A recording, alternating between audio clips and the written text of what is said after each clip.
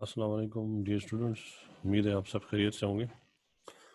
हमारा आज का लेक्चर टॉपिक जो है it is about Le Chatelier's principle. चूँकि हमने इससे पहले लेक्चर में भी ली चार्टलियस प्रिंसिपल के बारे में डिस्कस किया था, तो उसमें हमने डिफरेंट स्ट्रेसेस का या डिफरेंट वेरिएबल्स का जो इफेक्ट है केमिकल इक्विलिब्रियम पे उसको डिस्कस किया। हमने दो इम्पॉर्टेंट एनवायरमेंटल फैक्टर्स या दो इम्पॉर्टेंट स्ट्रेसेस का जिक्र किया है, that is effect of concentration of reactant and product and the effect of pressure.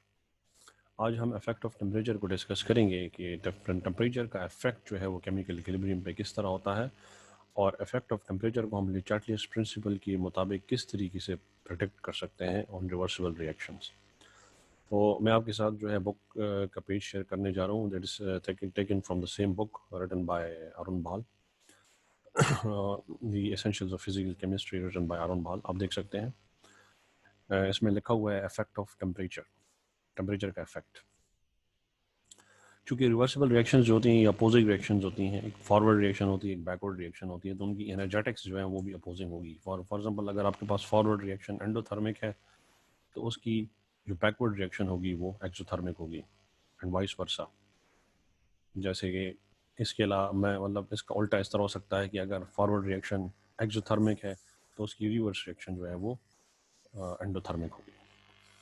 तो इस केस में ये होगा कि फॉर एग्जांपल अगर आपके पास जैसे यहाँ पे लिखा हुआ है, if the forward reaction proceeds by the evolution of heat, that is if it is exothermic reaction, the reverse reaction occurs by the absorption of heat, that is it will be an endothermic reaction। क्योंकि reaction जो है ये एक ही time पे होती हैं, ये दोनों रिएक्शंस अपोजिंग रिएक्शंस, और इनके दरमियान इक्विलिब्रियम भी एग्जिस्ट करता है। इस वजह से अगर आप ऐसी रिएक्शंस का टेम्परेचर रेज करते हैं, इसको हीट अप करते हैं रिवर्सिबल रिएक्शंस का, इसका मतलब है कि आप टेम्परेचर इंक्रीज कर रहे हैं, आप हीट ऐड कर रहे हैं सिस्टम में फ्रॉम सराउंडिंग से आप उसमें हीट ऐड कर रहे हैं, तो उसमें ये होगा, उस सिचुएशन में ये होगा कि इक्विलिब्रियम उस पोजीशन में शिफ्ट हो जाएगा जहाँ पे हीट एब्जॉर्ब होगी in an attempt to lower the temperature. Equilibrium उस डायरेक्शन में शिफ्ट होगा जहाँ पे हीट एब्जॉर्ब होगी, ताकि टेम्परेचर जो आपने प्रोवाइड किया है उसको लोअर किया जा सके in order to regain stability, ताकि केमिकल इक्विलिब्रियम जो है अपनी स्टेबिलिटी को रीगेन कर सके। तो टेम्परेचर का जो इफेक्ट है उसको हम इजीली प्रेडिक्ट कर सकते हैं by the following version of Le Chatelier's principle. एक ली चार्टलियस प्रिंसिपल की स्टेटमेंट से कि when a temperature of a reaction is increased, जब आप किसी भी रिएक्शन का टेम्परेचर इंक्रीज करते हैं तो इक्विलिब्रियम शिफ्ट होता है उस डायरेक्शन में जहाँ पे हीट एब्जॉर्ब होती है। In an attempt to lower the temperature that is excessively supplied to the system, or that is supplied to the system from surroundings, ताकि उस टेम्परेचर को लोअर किया जा सके जो सराउंडिंग से सिस्टम में मुंतकिल हुआ है। इसी वजह से जो है सिस्टम जो है वो उस डायरेक्शन में उसका इक्विलिब्रियम शिफ्ट होता है जहाँ पे हीट एब्जॉर्ब होती है। कंसिडर करें आपके पास एक एग्जांपल है, जनरल रिएक्शन है जिसमें ए बी रेड करके सी प्रोड्यूस करते हैं और यहाँ पे हीट लाइबरेट होती है। अब देखिए यहाँ पे प्रोडक्ट फॉर्म में, प्रोडक्ट में हीट जो है वो प्लस हीट लिखा हुआ है, इसका मतलब ये कि this reaction is an exothermic reaction. ये एक्सोथर्मिक रिएक्शन है, इसमें हीट इवॉल्व हो रही है। को जब आप सिस्टम का टेम्परेचर इंक्रीज करते हैं तो मतलब ये कि आप हीट सप्लाई करते हैं उस सिस्टम को फ्रॉम सराउंडिंग्स। तो ये ली चार्टलियस प्रिंसिपल के मुताबिक इक्विलिब्रियम उस डायरेक्शन में शिफ्ट होगा जहाँ पे हीट एब्जॉर्ब होगी। इसका मतलब ये कि हीट जो है वो इस डायरेक्शन में from from left to right heat release हो रही है, and from right to left heat absorb हो रही है। उसका मतलब है कि इक्विलिब्रियम उस डायरेक्शन में शिफ्ट होगा जहाँ पे आपके पास हीट एब्जॉर्ब होगी, that is equilibrium will be shifted from right to left. जैसे आप देख सकते हैं whenever the heat is supplied, heat supply करेंगे तो एक इक्विलिब्रियम जो है वो इस डायरेक्शन में शिफ्ट होगा, जब क्योंकि यहाँ पर इस डायरेक्शन में हीट एब्जॉर्ब हो रही है तो इस डायरेक्शन में जो है आपके पास इक्विलिब्रियम जो है वो शिफ्ट हो जाएगा, और इसके साथ आपके पास ज़्यादा से ज़्यादा concentration of A and B produce होंगे, और सी ज़्यादा से ज़्यादा क्या होगा, वो डिकम्पोज होना शुरू हो जाएगा। आप नेक्स्ट पेज को ज़रा देखें। नेक्स्ट पेज में आपके पास इसका जो उल्टा केस है वो डिस्कस किया गया है, देख सकते हैं आप। इस उल्टे केस में मतलब ये यहाँ पर जो है ये कहा जाता है कि अगर आपके पास ऐसी सिचुएशन हो जहाँ पे जो फॉरवर्ड रिएक्शन है वो एंडोथर्मिक रिएक्शन है, जो फॉरवर्ड रिएक्शन एंडोथर्मिक रिएक्शन है, जैसे आप यहाँ पे देख सकते हैं कि यहाँ पे हीट जो है वो एब्जॉर्ब हो रही है हीट जो है वो मतलब ये रिएक्टेंट, यहाँ पे हीट रिएक्टेंट एक्स वाई है और प्रोडक्ट जेड है, यहाँ पे हीट एब्जॉर्ब हो रही है। It is an endothermic reaction, forward reaction endothermic reaction है। तो जब आप यहाँ पर इस केस में टेम्परेचर को इंक्रीज करेंगे, टेम्परेचर इंक्रीज करने से इक्विलिब्रियम जो है वो इस डायरेक्शन में शिफ्ट होगा, that is from left to right, क्योंकि इस डायरेक्शन में हीट एब्जॉर्ब हो रही है। तो यहाँ पर ज़्यादा से ज़्यादा हीट चूँकि इसको सप्लाई होगी, तो इससे क्या होगा कि इक्विलिब्रियम जो है वो इस डायरेक्शन में शिफ्ट हो जाएगा। इन जनरल हम ये स्टेटमेंट देते हैं that increase of temperature favors the reverse change in an exothermic reaction। कि जब आप एक्सोथर्मिक रिएक्शन में टेम्परेचर को इंक्रीज करते हैं तो उस केस में रिवर्स रिएक्शन फेवर हो जाती है, जैसे कि हमने पिछले केस में देखा, और फॉरवर्ड रिएक्शन फेवर होती है in case of endothermic reaction, जैसे कि हम यहाँ इस केस में देख रहे हैं। अब मजीद अगर देखें फॉर्मेशन ऑफ अमोनिया, अमोनिया की फॉर्मेशन जो है नाइट्रोजन और हाइड्रोजन से, इस पे हम इफेक्ट देखते हैं, इफेक्ट ऑफ टेम्परेचर, किस तरीके से आपके पास जो है अमोनिया की जो सिंथेसिस है वो टेम्परेचर से असरअंदाज होती है। हैबस प्रोसेस के ज़रिए आप अमोनिया को प्रोड्यूस करते हैं। तो अगर आप देखें यहाँ पर नाइट्रोजन और हाइड्रोजन रिएक्ट करके अमोनिया बनाते हैं और यहाँ पर हीट लाइब्रेट होती है, इसका मतलब ये कि it is an exothermic reaction, ये एक एक्सोथर्मिक रिएक्शन है। सो जब आप इस सिस्टम का टेम्परेचर रेज करें, जब आप इस सिस्टम का टेम्परेचर इंक्रीज करें, तो इक्विलिब्रियम उस डायरेक्शन में शिफ्ट होगा जहाँ पे हीट absorb हो, that is equilibrium will be shifted to the left, that is according to Chatelier's principle, equilibrium will be shifted to the left, this will result in the lower yield of ammonia। इसमें ammonia की जो production है वो कम हो जाएगी, ज़्यादा से ज़्यादा अमोनिया डिकम्पोज होगा, नाइट्रोजन और हाइड्रोजन प्रोड्यूस करेगा। on the other hand अगर आप क्या करें,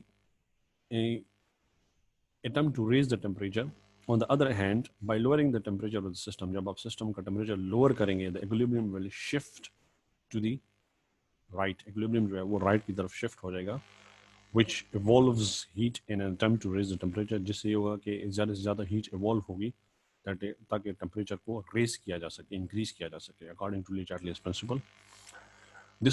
this would increase the yield of ammonia, ऐसे होगा कि अमोनिया की जो yield है वो इंक्रीज हो जाएगी। बट जैसे कि हम ये चीज़ यहाँ पे सामने रखते हैं कि जब आप टेम्परेचर को डिक्रीज करते हैं, टेम्परेचर डिक्रीज होने से rate of reaction slow down हो जाता है। रेट ऑफ रिएक्शन जब स्लो डाउन हो जाता है तो उससे ये होगा कि केमिकल इक्विलिब्रियम की जो अटेनमेंट है वो क्विक नहीं होगी, वो बहुत स्लो होगी। तो हमें ऐसी सिचुएशन चाहिए ताकि हम ज़्यादा से ज़्यादा जल्द से जल्द इक्विलिब्रियम को अचीव कर सकें और हमारे पास रेट ऑफ रिएक्शन फास्ट हो, ताकि हमारे पास यील्ड मैक्सिमाइज हो, मैक्सिमम अमाउंट में हमारे पास प्रोडक्ट प्रोड्यूस हो। तो नुकसान इस चीज़ का ये है कि आप अगर आप टेम्परेचर को लो करेंगे, लो टेम्परेचर, क्योंकि ये रिएक्शन होती ही लो टेम्परेचर पे है, मतलब इसमें लो टेम्परेचर पे अमोनिया की सिंथेसिस ज़्यादा होगी, क्योंकि ये रिएक्शन रिवर्सिबल रिएक्शन है। तो लो टेम्परेचर पे ये होगा कि आपके पास रिएक्शन का रेट बहुत स्लो होगा, जिसकी वजह से इक्विलिब्रियम की अटेनमेंट बहुत ज़्यादा स्लो होगी, और इस वजह से हमारे पास जो है इक्विलिब्रियम की अटेनमेंट स्लो होगी तो हमारे पास रिएक्शन प्रैक्टिकल नहीं होगी। इसके लिए हमें कैटलिस्ट इस्तेमाल करना पड़ेगा। ये हम आगे जो है नेक्स्ट उसमें टॉपिक में डिस्कस करेंगे। इस वजह से कहते हैं कि कमर्शियल प्रोडक्शन जो है, अमोनिया की कमर्शियल प्रोडक्शन में हम टेम्परेचर जो है फीजिबल नहीं है, it is not feasible to use temperature much lower than 500 degree Celsius. अब जब 500 डिग्री सेल्सियस से लोअर टेम्परेचर जो है उसको यूज़ नहीं कर सकते, क्योंकि फीजिबल नहीं है, क्योंकि लो टेम्परेचर पे आपके पास even in the presence of catalyst की मौजूदगी में भी आपके पास ये रिएक्शन इतनी स्लो होगी कि ये प्रैक्टिकल नहीं हो सकती। अगर आप नीचे देखें तो आपके पास टेबल है, टेबल में आपको effect of temperature on different reactions जो है, on the equilibrium of different reactions discuss किया गया है, बताया गया है। आप देख सकते हैं जो एक्सोथर्मिक रिएक्शंस हैं उसमें जो है वो रिएक्शंस रिवर्स जाती हैं जब आप टेम्परेचर को इंक्रीज करते हैं। आप देख सकते हैं ये रिएक्शन एक्सोथर्मिक है, ये भी एक्सोथर्मिक है, ये भी एक्सोथर्मिक है, ये रिएक्शन एंडोथर्मिक है। तो इसमें आपके पास ये होगा कि रिएक्शन फॉरवर्ड फेवर हो जाएगी जब आप टेम्परेचर को इंक्रीज करेंगे, और ये रिएक्शन जो है ये भी आपके पास एंडोथर्मिक है, तो इसमें भी फॉरवर्ड रिएक्शन फेवर होगी, और ये भी एंडोथर्मिक है तो ये रिएक्शन भी फॉरवर्ड फेवर होगी। नेक्स्ट में हम देखते हैं इंडस्ट्रियल एप्लीकेशंस ऑफ चार्टलियर्स प्रिंसिपल। तो ये चीज़ बहुत ज़्यादा इंपॉर्टेंट है, क्योंकि आपको पता होना चाहिए कि चार्टलियर्स प्रिंसिपल को किस लिए इस्तेमाल किया जाता है। चार्टलियर्स प्रिंसिपल का फ़ायदा ये है कि हम चार्टलियर्स प्रिंसिपल को यूज़ करते हुए उन ऑप्टिमम कंडीशंस को वर्कआउट कर सकते हैं जिसके ज़रिए हम इंडस्ट्रियल लेवल पे प्रोडक्ट की मकदार ज़्यादा से ज़्यादा प्रोड्यूस करवा सकते हैं। तो पहले हम इस केस में जो पहली चीज़ देखते हैं वो ये है सिंथेसिस ऑफ अमोनिया। अमोनिया की सिंथेसिस जैसे कि हैबर्स प्रोसेस है, इसके बारे में पहले भी डिस्कस किया जा चुका है। अगर आप इसकी केमिकल इक्वेशन को देखें, बार बार आपके सामने आ रही है। इस केमिकल इक्वेशन के मुताबिक ये आपके पास कुछ इन्फॉर्मेशन जो आप कलेक्ट कर सकते हैं वो ये कि पहली चीज़ तो ये कि ये एक्सोथर्मिक रिएक्शन है, इसमें हीट लाइब्रेट होती है। दूसरा ये कि इसमें आपके पास this reaction is accompanied by the decrease in the number of moles. यहाँ पे नंबर ऑफ मोल्स डिक्रीज हो रहे हैं, that is number of moles of reactants are greater than number of moles of product. ठीक है, तो अब इन दो चीज़ों, इन दो बातों को मद्देनजर रखते हुए हम क्या जो है जो हमारा जो पॉइंट है वो क्या है कि मतलब कौन सी ऐसी ऑप्टिमम कंडीशंस हैं जिसको हम यूज़ कर सकते हैं in order to increase the yield of ammonia, ताकि हम अमोनिया की यील्ड को इंक्रीज कर सकें। तो अगर आप देखें, पहली जो चीज़ है वो है आपके पास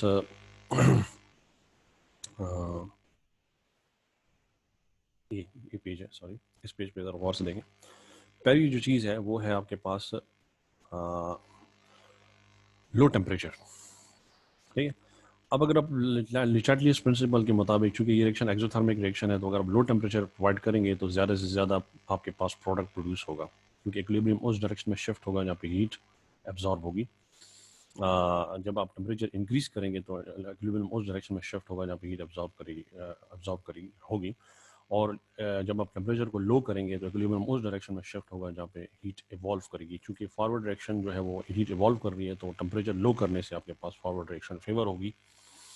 तो इस केस में अगर आप देखें, अगर टेम्परेचर को लोअर करेंगे तो ज़्यादा से ज़्यादा इक्विलिब्रियम जो है वो राइट की तरफ शिफ्ट करेगा, और इससे हमारे पास क्या होगा कि अमोनिया की प्रोडक्शन ज़्यादा से ज़्यादा प्रोड्यूस होगी, अमोनिया ज़्यादा प्रोड्यूस होगा, उसकी यील्ड ज़्यादा होगी। लेकिन एक्चुअल प्रैक्टिस में आपके पास टेम्परेचर जो प्रोवाइड किया जाता है रिएक्शन में वो 450 डिग्री सेल्सियस होता है, जब आपके पास परसेंटेज ऑफ अमोनिया जो है इक्विलिब्रियम मिक्सचर में वो 15% हो।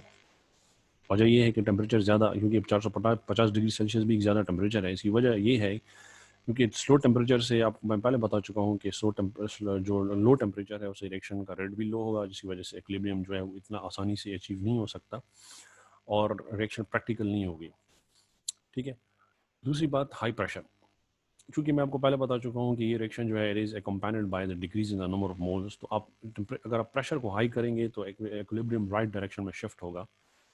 ठीक है, इक्विलिब्रियम उस डायरेक्शन में शिफ्ट होगा जहाँ पे प्रेशर डिक्रीज होगा। ये मैं पहले भी लिजार्टलियस प्रिंसिपल को यूज़ करते हुए हमने इस चीज़ का जो है इसके ऊपर काफ़ी तबसरा भी किया है। तो एक्चुअल प्रैक्टिस में आपके पास जो है अमोनिया की जो सिंथेसिस है वो 200 से 300 एटमॉस्फेरिक प्रेशर पे, सॉरी 200 एटमॉस्फेरिक प्रेशर पे ये रिएक्शन होती है। ज़्यादा से ज़्यादा प्रेशर जो आप इसके ऊपर अप्लाई करते हैं ताकि ज़्यादा से ज़्यादा प्रोडक्शन हो अमोनिया की।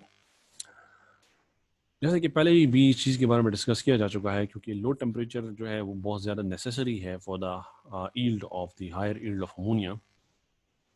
लेकिन रिलेटिवली लो टेम्परेचर्स पे रिएक्शन का जो रेट है वो इतना स्लो होता है कि इक्विलिब्रियम इतना आसानी से अचीव नहीं हो सकता, और इस वजह से हमें क्या करना पड़ता है, increase the rate of reaction and to quicken the attainment of equilibrium, ताकि हम रेट ऑफ रिएक्शन को बढ़ाएं और इक्विलिब्रियम जल्द से जल्द अचीव कर सकें। तो उसके लिए हमें कैटलिस्ट की ज़रूरत पड़ती है। यहाँ पे जो कैटलिस्ट यूज़ होता है वो फाइनली डिवाइडेड आयरन होता है विद मोलिब्डेनम। ठीक है, फाइनली डिवाइडेड आयरन मतलब that has large number of active sites, that has large surface area.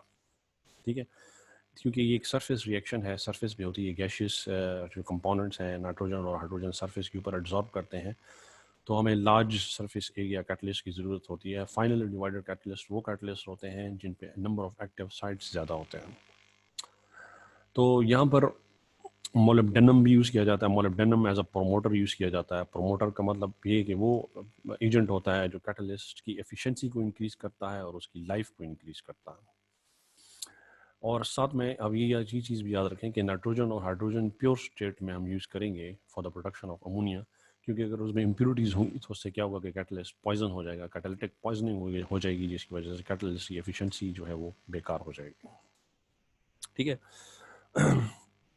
इसके बाद आप देखें डायग्राम आपको दिखाया जा रहा है। डायग्राम में आपको सिंथेसिस ऑफ अमोनिया जो है बाय हैबर्स प्रोसेस बताई जा रही है। इसको एक्सप्लेन करने की ज़रूरत नहीं है, आप खुद देख सकते हैं इसको, आप इसको खुद भी समझ सकते हैं। नेक्स्ट जो है वो है manufacture of sulphuric acid, sulphuric acid की सिंथेसिस। अब सल्फ्यूरिक एसिड को क्या बनाते हैं, कंटैक्ट प्रोसेस से, तो उसके लिए चीफ रिएक्शन जो होती है वो वो रिएक्शन जिसमें सल्फर डाइऑक्साइड ऑक्सीजन के साथ रिएक्ट करके सल्फर डाइऑक्साइड बनाता है, और ये एक एक्सोथर्मिक रिएक्शन है। अगेन इससे हम दो बातें जो है हमारे सामने आती हैं। पहली चीज़ ये कि एक्सोथर्मिक रिएक्शन है, और दूसरा ये कि it is accompanied by the decrease in the number of moles, जिसमें नंबर ऑफ मोल्स डिक्रीज हो रहे हैं, again just like synthesis of ammonia.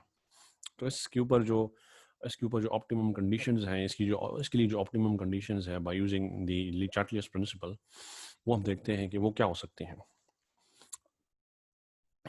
देखिए, इस पेज को अगर आप गौर से देखें, इस पेज में आपको बताया जा रहा है कि कैसे ली चार्टियर्स प्रिंसिपल को यूज़ करते हुए हम जो है सल्फर ट्राइऑक्साइड की जो यील्ड है उसको मैक्सिमाइज कर सकते हैं। पहली चीज़ लो टेम्परेचर, चूंकि ये एक्सोथर्मिक रिएक्शन है, जो लो टेम्परेचर जो है वो ज़रूरी है in order to favour the synthesis of the sulphur trioxide, और इसमें जो टेम्परेचर रिक्वायर है वो 400 टू 450 डिग्री सेल्सियस है। दूसरी कंडीशन जो है वो हाई प्रेशर है।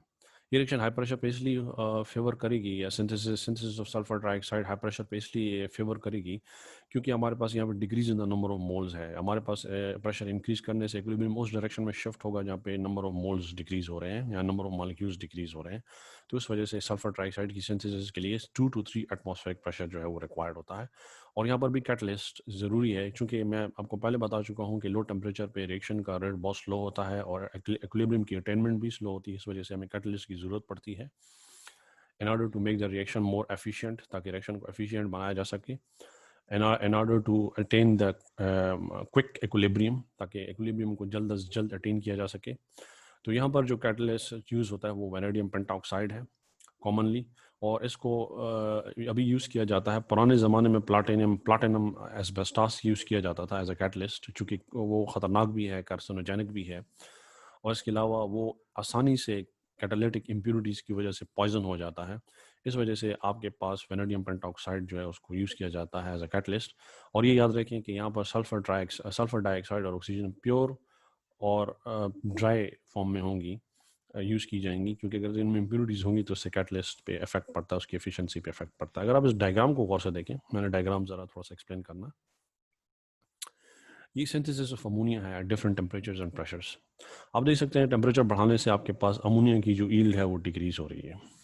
600 डिग्री सेल्सियस पे जो है अमोनिया की जो प्रोडक्शन है वो कम है, 500 पे उससे ज़्यादा है, 400 पे जो है मतलब उससे ज़्यादा है, 300 पे आपके पास जो है ये उससे ज़्यादा है, 200 पे उससे ज़्यादा है, आप यहाँ पर देख सकते हैं। और एक और चीज़ याद रखें कि प्रेशर बढ़ाने से, जितना प्रेशर आप बढ़ाएंगे उतनी आपके पास जो है जो यील्ड है, परसेंटेज है अमोनिया की, वो बढ़ती है। इसका मतलब है कि टेम्परेचर जो है उसका इफेक्ट ये है कि टेम्परेचर बढ़ाने से उसकी यील्ड में कमी आती है और प्रेशर बढ़ाने से उसकी यील्ड में ज़्यादती आती है।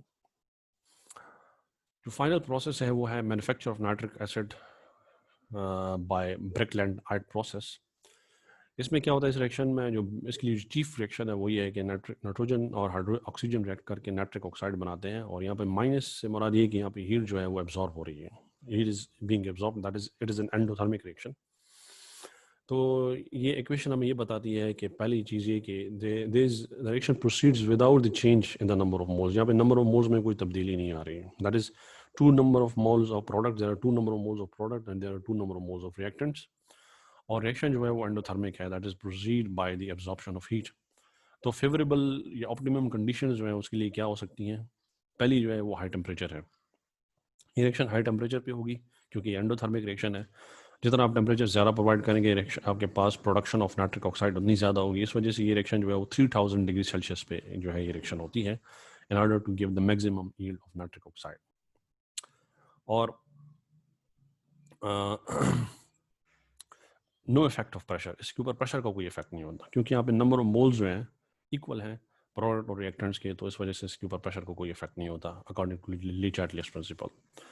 और कंसंट्रेशन का इफेक्ट होता है, आप अगर ज़्यादा से ज़्यादा नाइट्रोजन और ऑक्सीजन की कंसंट्रेशन यूज़ करेंगे तो आपके पास नाइट्रिक ऑक्साइड की कंसंट्रेशन ज़्यादा से ज़्यादा प्रोड्यूस होगी। तो ये आपके पास इस जो है इस लेक्चर का, इस टॉपिक का एंड है। ये चैप्टर भी यहाँ पर एंड हो जाता है, केमिकल इक्विलिब्रियम का चैप्टर भी यहाँ पर एंड हो जाता है इस टॉपिक के साथ। इंशाल्लाह नेक्स्ट लेक्चर में जो है हम जो है नेक्स्ट लेक्चर में हम इंशाल्लाह एड्सॉर्प्शन के बारे में डिस्कस करेंगे, adsorption, physical adsorption, chemical adsorption, next chapter इंशाल्लाह हम डिस्कस करेंगे। तब तक इंशाल्लाह, तब तक के लिए अल्लाह हाफ़िज़।